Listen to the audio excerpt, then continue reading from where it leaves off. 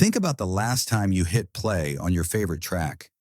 Did you find yourself on repeat chasing that perfect beat? You're not alone. According to IFPI's Engaging with Music 2023 report, we spend an average of 20.7 hours per week listening to music, nearly 3 hours every single day. But why do we crave our playlists so much? Could those earworm hooks and soaring choruses actually be addictive? Today, we're diving into the science to find out. What happens in your brain when you listen to music? First, let's understand what music does to your brain. When you listen to music you enjoy, your brain releases dopamine, the same chemical released when you eat good food or during other pleasurable activities. Research from McGill University used brain scans to confirm this. They found that when people listened to music they loved, dopamine levels increased by up to 9% in certain brain regions. Music also affects other brain chemicals that influence your mood and stress levels, which explains why a good song can completely change how you feel. Can this become an addiction? So does this dopamine response mean music is addictive? Here's what research shows.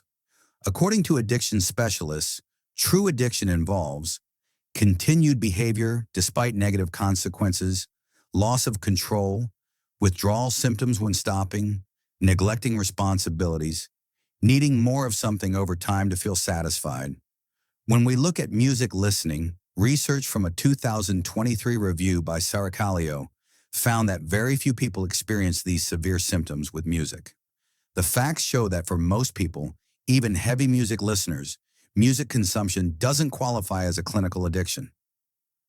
When music listening might become problematic, however, research has found certain situations where music habits can become unhealthy.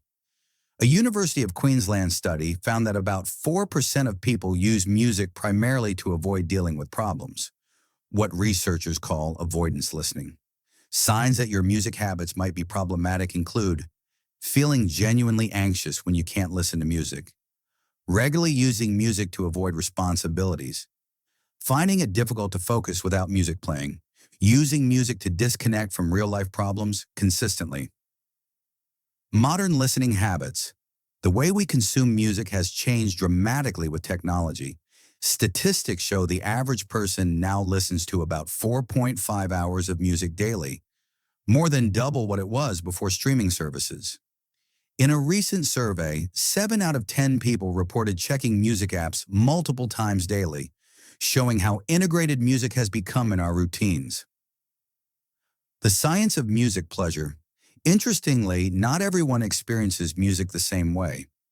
Research from the University of Barcelona discovered that about 3 to 5% of people have musical anhedonia.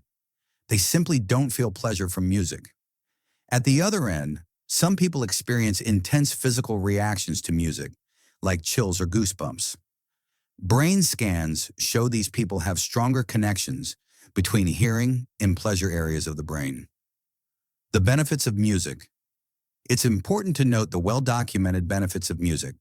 Multiple studies have shown music can reduce stress hormones by up to 25%, improve exercise performance by 15 to 20%, help manage pain in certain medical conditions, boost focus and concentration for many people, improve sleep quality when used appropriately. Conclusion. So what's the verdict? Is music addictive? The research shows that while music creates pleasure responses in the brain and can form strong habits, it rarely meets the clinical definition of addiction for most listeners. For the majority of people, music is a healthy, beneficial part of life that enhances well-being rather than detracting from it. The key takeaway from research: pay attention to why you listen to music. If it's enhancing your life, improving your mood, and helping you connect with others, that's a healthy relationship with music, not an addiction. So what do you think? Have you ever caught yourself powerless to skip that one song? Or maybe you've set volume limits just to keep your listening in check. Drop your experiences in the comments below. Let's start a conversation. Is music a harmless passion or a secret addiction? I can't wait to read your thoughts. Thanks for watching. If you found this interesting, Please like and subscribe for more science-based explorations of everyday questions.